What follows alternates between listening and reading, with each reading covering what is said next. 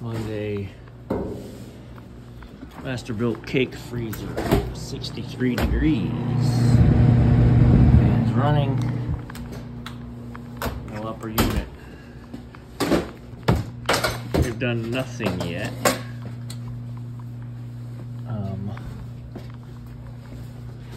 Oh, looky there's our favorite. So this guy is a little bit of a rig because I installed this, which interrupts the actual power to the controller so that they can do manual defrosts. So that's not the problem. So the question is, why no condensing unit?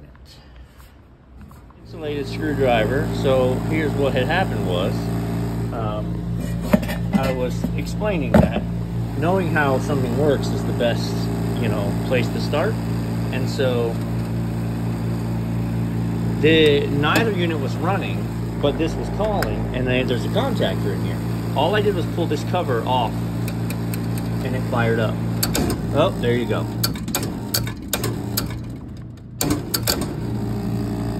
So you've got something going on with the coil.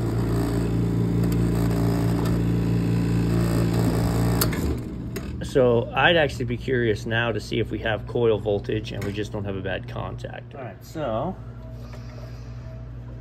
we're gonna just check the coil, and right, 212. So we got a bad contactor. It is energized, it's not pulled in.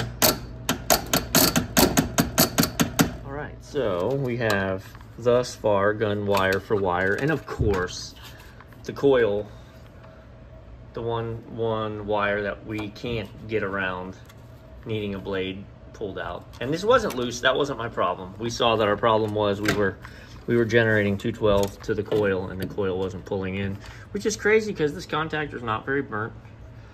It is probably original to the unit.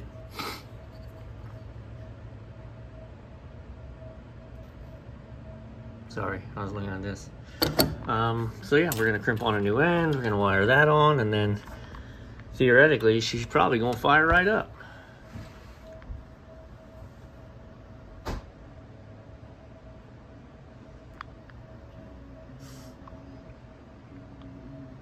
Right? Boom. We're calling, we pulled right in.